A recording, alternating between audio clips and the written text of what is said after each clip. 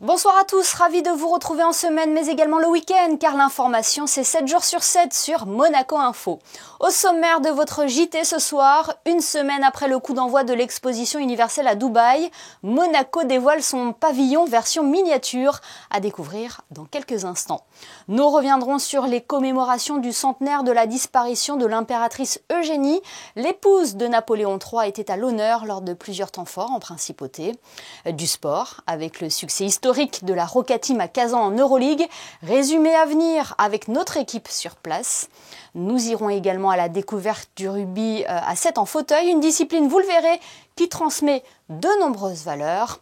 Et enfin, nous recevrons l'écrivain Daniel Boeri qui nous présentera ses tout derniers ouvrages. Je vous le disais en titre, l'exposition universelle de Dubaï a été lancée officiellement le 1er octobre dernier. Une semaine plus tard, c'est sur le port Hercule que la version miniature du pavillon monégasque a été inaugurée en présence du prince souverain et d'autres autorités monégasques. Visite guidée avec Alexandra Pani et Sylvain Péroumal. Quelle est cette boîte bleue intrigante installée depuis plusieurs semaines sur la partie supérieure du port Hercule? Il s'agit du mini-pavillon Monaco 360 degrés, une sorte de réplique miniature du pavillon monégasque à l'exposition universelle de Dubaï. Et c'est la première fois qu'une telle installation est proposée en principauté. À l'intérieur de cette surface de moins de 10 mètres carrés, un banc interactif permet de dialoguer en direct avec une personne présente au sein du pavillon à Dubaï. Le prince Albert II a ainsi pu s'entretenir avec la ministre de la Coopération internationale et directrice générale de l'exposition, Rim Al-Hashimi. Une maquette du pavillon est également visible ainsi qu'une plateforme interactive et ludique permettant de montrer les actions proposées en principauté en matière de transition énergétique. Le thème du pavillon étant aussi connecter les esprits, nous avons pensé mettre un banc en principauté et un banc à Dubaï, puisque les personnes qui visitent le pavillon de Dubaï ou ceux qui viendront visiter le mini-pavillon à Monaco puissent parler, puissent échanger, puissent discuter entre elles. Et ce qui me plaît beaucoup, c'est que les enfants aussi des écoles de Monaco qui vont venir pourront faire des rencontres. On va organiser là-bas à Dubaï des venues d'écoles, de jeunes gens, des écoles de Dubaï. Et les jeunes gens pourront essayer de se parler. On a fait des émoticônes, donc s'ils ne se comprennent pas, ça sera assez ludique. C'est quelque chose de sympathique. À l'occasion de cette inauguration, le prince souverain a pu s'entretenir avec les 60 partenaires présents. Il a également annoncé dans son discours le changement de nom de Monaco Interexpo, qui devient à présent Pavillon Monaco. Depuis l'ouverture de l'exposition le 1er octobre à Dubaï, ce sont 52 jeunes, essentiellement de Monaco et de ses environs, qui travaillent au sein du pavillon. Ils assurent les visites, mais également côté restauration, auprès du chef Philippe Johannes, qui propose sur place des saveurs régionales. On a une équipe, une petite équipe dans la cuisine qui va réaliser bien évidemment les barbadjans qu'on a mis au point sur place en ayant la chance de pouvoir trouver et les blettes et les épinards. Et puis derrière on a fait pas mal de petites recettes de salades principalement basées autour des légumes. Et puis bien sûr les fougasses monégasques, enfin tout ce qu'on a pu exporter. Le mini-pavillon du port Hercule est ouvert tous les jours de la semaine de 9h à 18h. Quant à son grand frère à Dubaï, vous pouvez à présent découvrir les dates importantes qui rythmeront ces 6 prochains mois sur le nouveau site pavillonmonaco.com. Tous les atouts de la principauté présentés donc jusqu'au 31 mars 2022 et comme le veut la tradition, chaque pays aura sa journée pour promouvoir son identité. Celle de Monaco aura lieu le 13 novembre, soit quelques jours avant la fête nationale. Nous y serons. Un mot à présent sur les commémorations du centenaire de la disparition de l'impératrice Eugénie. L'événement aurait dû se dérouler en juin 2020, mais la crise sanitaire en a décidé autrement. Un buste a finalement été dévoilé ce matin dans les jardins Saint-Martin. Alexandra Pani et Thomas Deus étaient sur place. Elle était l'épouse de Napoléon III. Eugénie, l'impératrice des Français, s'installe vers la fin de sa vie sur la Côte d'Azur, à Roquebrune-Cap-Martin, où elle fera construire en 1895 la Villa Cyrneuse, nom ancien de la Corse, terre d'origine des Bonaparte, qu'elle occupera jusqu'à sa mort en 1920. Elle se liera ainsi avec la principauté et le prince Albert Ier. Il ne se passera pas une année presque sans que le prince aille rendre visite à l'impératrice ou l'impératrice vienne au palais inviter. Il y a aussi un lien d'ordre scientifique, technologique qui les a rapprochés, notamment la télégraphie sans fil dont était amatrice l'impératrice Eugénie. Et puis évidemment, lorsque Eugénie était impératrice des Français, le couple impérial a été très bienveillant à l'égard de la principauté puisque c'est le traité franco-monégasque de 1861 avec la promesse du chemin de fer avant la fin de la décennie et ce qui a conditionné évidemment le miracle économique de Monte-Carlo. Le buste dévoilé en présence du prince Albert II et du descendant des Bonaparte, Jean-Christophe Napoléon, est une commande d'une reproduction officielle du buste de l'impératrice, réalisée à l'époque par le sculpteur Georges Diebolt. 17 ans de règne, 50 années d'exil, l'impératrice Eugénie est la dernière souveraine de France. Féministe avant l'heure, passionnée des arts, de la littérature, mais également de politique et de science, Eugénie trouve sa place dans la lignée des femmes fortes qui ont fait l'histoire. Une femme qui faisait de la politique, qui a eu un très grand rôle dans la diplomatie au cours d'événements très importants de l'histoire. Pour célébrer cette commémoration, un cycle de conférences était donné à la salle Garnier autour des sujets qui ont animé le quotidien de l'impératrice tout au long de sa vie, architecture, diplomatie, politique. Et rejoignons Yannick de Bever pour le reste de l'actualité. Bonsoir Yannick. L'engagement de la principauté a été salué par le groupe d'État contre la corruption du Conseil de l'Europe. Bonsoir Émilie, bonsoir à toutes et à tous. Effectivement, le 4e cycle d'évaluation de la principauté relatif à la prévention de la corruption des parlementaires, juges et procureurs a confirmé le sérieux de la principauté dans ce secteur. Dans son rapport, le Gréco salue également la volonté politique forte de Monaco de lutter contre la corruption. Une mauvaise nouvelle pour les amateurs de grande cuisine avec le report de Monte-Carlo Gastronomie. Cette année devait être le 25e anniversaire du festival culinaire. Le Monte-Carlo Gastronomie, prévu fin novembre, est reporté à l'année prochaine pour des raisons sanitaires. Les fins gourmets et autres gourmands devront donc attendre le 25 novembre 2022 pour assister à la 25e édition de Monte-Carlo Gastronomie depuis le chapiteau de Fontvieille. Et puis c'est le retour de la Formule 1 ce week-end. Qu'ont donné les qualifications à Istanbul, Yannick? Charles Leclerc s'élancera de la 3e position ce dimanche pour le Grand Prix de Turquie.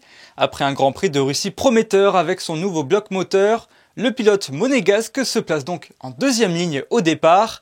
Les qualifications ont été dominées par Lewis Hamilton qui signe la 102e pole position de sa carrière mais qui sera pénalisé de 10 places sur la grille pour un changement d'élément moteur. Départ de la course ce dimanche à 14h. Merci Yannick. On reste dans le sport et du basket. 2e match d'Euroleague pour la Roca Team hier soir en Russie. Les joueurs de Zvezdan Mitrovic ont arraché un succès historique après prolongation, 88-80 sur le parquet de l'Unix Kazan. Le résumé de la rencontre est signé Frédéric Elion. Monaco est bel et bien comme à la maison. À Kazan, au mois d'avril, la Roca Team remportait l'Eurocup lors d'un match de irrespirable. Hier soir, les joueurs de coach Mitrovic ont décroché la première victoire à l'extérieur de leur histoire en Euroleague, au terme d'un match, encore une fois, complètement dingue. Dans le premier quart-temps, Monaco prend les commandes grâce à Danilo Andouzic, un ancien de la maison Unix, et Rob Gray, qui se rappelle au bon souvenir de la Basket Hall Arena, lui qui avait inscrit 25 points lors du match 2 de la finale d'Eurocup. La Roca Team est devant, 18-15 après 10 minutes. Sur ce panier de Mike James, Monaco passe à plus 7 avant d'encaisser un 7-0 avec notamment John Brown et ses 14 points et 7 rebonds. Grâce à l'autre Brown, Lorenzo, Kazan passe devant 32-31. Mais Rudy de Maïs signe un des buzzer beaters de l'année avec ce tir du milieu de terrain. La Roca Team rentre au vestiaire avec 4 points d'avance, 39-35. Transparent en première mi-temps, Mario Hezonja se réveille pour les Russes. L'ancien joueur d'Orlando et des Knicks prend les choses en main en inscrivant 9 points rapidement. Monaco laisse trop de secondes chances sur rebond offensif et passe à côté de son 3e quart-temps, 58-50 pour l'Unix à l'entame du dernier acte. Donta Hall sonne la révolte en apportant son énergie des deux côtés du terrain, une finition autoritaire sur alley-oop, puis un énorme contre sur la planche. Un bon passage de Brock Motum, 11 points, 2 drives main gauche de Westerman, 7 points, 6 passes, 5 rebonds, et voilà Monaco de retour aux affaires, 61 partout. Hezonja plante un gros 3 points, Mike James répond, la fin de match est irrespirable. Sur ce putback, Donta Hall redonne l'avantage à la Roca Team à 1 minute du buzzer. Kazan repasse devant grâce à Ezonia et ses 17 points, plus 1 pour les Russes, 6 secondes à jouer. Mike James a la balle de la gagne, l'ancien joueur du CSK provoque une faute sur son drive. Le premier lancé est dedans, le deuxième est raté, son flotteur derrière également, 74 partout, direction les prolongations. Un extra time que la Rocket Team va survoler avec Mike James et ce shoot décisif de Paris Lee à 3 points qui donne 5 points d'avance à ses coéquipiers. Donta Hall, 16 points, 8 rebonds, termine le travail en martyrisant le cercle, 88-80, très grosse victoire de Monaco en Russie. I'm really happy for my players, especially we won the game in overtime. You know, it's not easy. We show some, character, some moments, and when we going down, and for me it's good the team is play like a team. Everybody has some good part, defense, offense, but I think it was one really good team game, first of all, and I'm really happy about all this. Man, that was insane. Honestly, it started with Rudy making that three-quarter court shot. Honestly, that was a big part in it. But like I was saying, just with Mike making one and missing one, I thought the floater was good. But over time, we brought that same energy, kept going, and it was for the better. 2-0, rookie team in EuroLeague, perfect start? Oh yeah, for sure, for sure. La Rocket Team replonge dans la Betclic Elite dès dimanche avec un match à Gaston Médecin face au Mans, avant 2 rencontres de prestige en EuroLeague, un déplacement à Madrid mercredi, puis la réception du Barça vendredi. Et vous pourrez suivre d'ailleurs ces 2 rencontres d'EuroLeague en direct sur Monaco Info avec aux commentaires David Cosette et Ali Traoré. Intéressons-nous à présent à cette discipline qui véhicule de nombreuses valeurs et qui était présentée aujourd'hui par la Fédération monégasque de rugby. Le rugby à 7 en fauteuil séduit de nombreux adeptes. Il faut dire qu'il est accessible à tous et ce, peu importe l'âge. Découverte dans ce reportage sur des images de Thomas Deus. Le concept est fidèle au rugby à 7 à une différence près. Le fauteuil, le wheelchair 7 est un sport accessible à tous, valide ou non, filles ou garçons. Ici, il n'y a pas de différence, seulement 2 équipes de 7 joueurs sur le terrain. Au début, c'est très particulier parce qu'il faut apprendre à manipuler le fauteuil, il faut avancer, mais il faut aussi tourner à droite, à gauche, reculer. Donc c'est pas évident, il y a le ballon qui est un paramètre aussi à prendre en compte et le positionnement des partenaires. La passe se fait comme au rugby vers l'arrière, donc tout ça fait que c'est un vrai apprentissage du déplacement en fauteuil. Le wheelchair 7 n'est pas comparable au rugby fauteuil que l'on a pu voir notamment lors des derniers Jeux Olympiques à Tokyo. Ici les règles sont les mêmes qu'au rugby à 7. Vous y retrouverez tous les fondamentaux du rugby, des mêlées, des molles, des touches, des essais, la passe en arrière avec un ballon ovale, des drops, même si vous êtes amputé des 2 jambes. Voilà, tous les fondamentaux du rugby se retrouvent dans le wheelchair 7. Le rugby à 7 en fauteuil ne déroge pas à la catégorie des sports de contact. Les chocs peuvent être impressionnants, mais au-delà du sport, cette discipline est une des références mondiales de co-inclusion. C'est très important, c'est vraiment ce que la Fédération monégasque de rugby essaye de mettre en avant, notamment à travers son partenariat avec la Fondation Princesse Charlène. On travaille beaucoup ensemble. On a amené nos enfants en Afrique du Sud. Aujourd'hui, les enfants qui jouent à la Fédération monégasque de rugby vont participer à cette activité, vont se retrouver dans la position des personnes à handicap. Et ça leur ouvre l'esprit et je pense que c'est aussi une des missions de la Fédération et une des missions du rugby pour faire grandir les enfants. Et la Fédération monégasque réfléchit sérieusement à développer cette section au sein de ses activités. Et pour l'avoir testé, je vous le confirme, c'est physique. Faisons plus ample connaissance à présent avec un homme connu de la principauté. Daniel Boeri est le doyen du Conseil national. Il est le président de la commission de la culture et du patrimoine dans l'hémicycle. Mais le saviez-vous? Il est également l'auteur d'une dizaine d'ouvrages. C'est cette passion pour l'écriture, mais aussi ses dernières parutions qu'il va partager avec nous ce soir. Bonsoir Daniel Boeri. Bonsoir. Parlons tout d'abord de votre dernier ouvrage, la 53e des anecdotes naturelles aux éditions Riquessé. C'est un livre que vous avez écrit au début de l'épidémie de coronavirus. Racontez-nous l'histoire.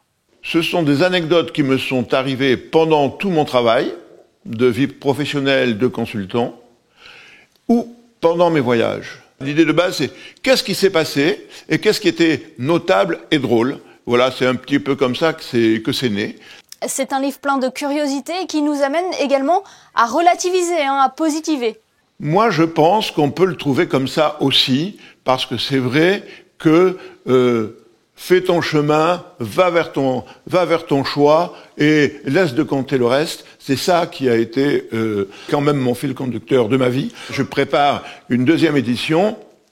Et finalement, ce que je n'avais pas prévu, c'est que je vais mettre en annexe la chanson de Georges Brassens, parce que ça fait son 40e anniversaire de décès, La mauvaise réputation. Alors vous n'en êtes pas à votre premier livre, loin de là. Vous vous êtes également penché sur cette puissance mondiale qu'est la Chine. C'est un des nouveaux acteurs du monde, mais surtout, avec la Chine, le monde a basculé. On était sur l'Atlantique et l'Europe, on est sur le Pacifique. Il y a la Chine, il y a l'Inde, il y a l'Asie. Alors, ça se fait progressivement, mais on a perdu nos facteurs habituels. Et d'ailleurs, on vient de le voir maintenant avec l'histoire des sous-marins. C'est finalement l'Australie qui a repris les sous-marins français. Ça fait partie de cette pesanteur sociologique qui a changé. On n'est plus européen. En plus, on est moins européen parce que entre eux, les pays se disputent. Et donc, ça laisse un champ libre aux États-Unis, à la Chine et finalement au Pacifique. Daniel Boeri, je voulais également revenir sur un autre de vos livres, Le monde d'avant n'est plus, que vous avez publié en 2019. Oui. C'est un titre annonciateur. Absolument. Et d'ailleurs, je prépare une conférence sur ce sujet. Eh bien, j'ai juste à changer les derniers chiffres, mais la tendance est là. On a d'abord une évolution technologique que l'on pressentait, qui existait, mais le confinement a fait que les consommateurs, finalement, ont découvert l'économie sans contact. Finalement, ceux qui étaient, par exemple, le travail à distance qui, à l'époque, faisait, avant la pandémie, autour de 8% des salariés, on est passé, même si ça bouge, à 40%. Ça, c'est une première chose extraordinaire que fait donc la technologie. Bon, en plus, par exemple, une industrie qui risque de souffrir beaucoup, c'est le cinéma, parce que les plateformes, Netflix par exemple, a plus de 200 millions d'abonnés, et donc on va voir les films directement à la télé, et sur la plateforme, et non plus au cinéma. C'est vraiment un vrai changement. Finalement, c'est un peu la vie de tous les jours qui vous inspire. Effectivement, et j'en suis très heureux, parce que elle bouge tous les jours. Tenez, le dernier exemple, c'est au fond la transition climatique. En 1986, le jour du dépassement, c'était le 31 décembre, équilibre parfait. Cette année, en 2021, c'est le 29 juillet. C'est-à-dire qu'à partir du 29 juillet, on est en train de consommer les ressources naturelles de la Terre, c'est extraordinaire, et que si on fait rien, d'ici 2030, eh bien, ça sera début juillet. Donc c'est vraiment un point important, des signaux qui étaient faibles au début et qui aujourd'hui sont forts. Eh bien, merci beaucoup Daniel Boeri d'avoir été avec nous ce soir sur Monaco Info. On rappelle que vos ouvrages sont disponibles chez tous les bons libraires. Merci. Je vous remercie. On retrouve Yannick de Bever pour un dernier point sur l'actualité. Yannick, le marché de la Condamine célèbre l'Oktoberfest ce week-end. Le groupe Tyrol Fest a fait résonner la culture allemande sur la place d'Armes hier soir. Tous les commerçants et restaurateurs du marché de la Condamine se sont mis à l'heure bavaroise pour célébrer l'Oktoberfest. Les festivités ne sont pas finies pour autant puisque ce samedi soir encore, les shops de bière et autres spécialités d'outre-Rhin seront à l'honneur. Pour en profiter, prenez bien soin de réserver votre table auprès des commerçants de la halle. Ce rendez-vous à présent, le collectif We Are Making Moments organise ce mois-ci un concert-événement au Jardin Japonais. Le 22 octobre, entre 19h et 21h, venez passer un moment avec l'artiste américain Allen Halsey. En direct du Jardin Japonais, le chanteur vous emmènera dans son univers entre folk, jazz et musique électronique. En parallèle, l'artiste Barnabé exposera des œuvres exclusives. Il reste seulement quelques places, alors si vous voulez y assister, rendez-vous sur le site de la billetterie. Et puisque nous parlons musique, Monaco a servi dernièrement de décor pour le tournage d'un clip, Yannick. L'artiste azuréen Bakian a choisi les rues de la Principauté pour tourner son dernier clip intitulé « Changer ». Du quai Régnier 3 au Monte Carlo Bay en passant par l'hôtel Hermitage, l'artiste d'origine arménienne a voulu créer un clip aux allures de court-métrage avec, dans le rôle principal, l'ancienne candidate Miss Monde 2017, Aurore Kishnin. Le single paraîtra ce jeudi 14 octobre et quant à Bakian, il se produira à Monaco le 29 novembre prochain à l'occasion des Golden Foot. Et enfin, un coup d'œil sur les prévisions météo. Avez-vous de bonnes nouvelles à nous annoncer pour la journée de dimanche ? Écoutez Émilie, on dirait bien que les nuages se plaisent au-dessus de Monaco. Ils resteront donc naturellement quelques jours de plus. Demain, le ciel sera particulièrement chargé et les températures assez fraîches puisque le thermomètre ne dépassera pas 17 degrés. Le soleil se lèvera à 7h36 et se couchera à 18h58, ce qui nous fait encore 3 minutes de soleil en moins. Et demain, dimanche 10 octobre, les Ghislains seront à l'honneur. Merci Yannick et merci à vous de nous être fidèles chaque soir sur Monaco Info, y compris le week-end. On se quitte en images avec bien évidemment la victoire de la Roca Team face à Kazan en Euroleague. Un départ idéal pour les Monégasques dans la compétition reine européenne. Les photos sont signées ce soir Manuel Vitali. Rendez-vous demain pour le best-of de la semaine. Très belle soirée à tous sur Monaco Info.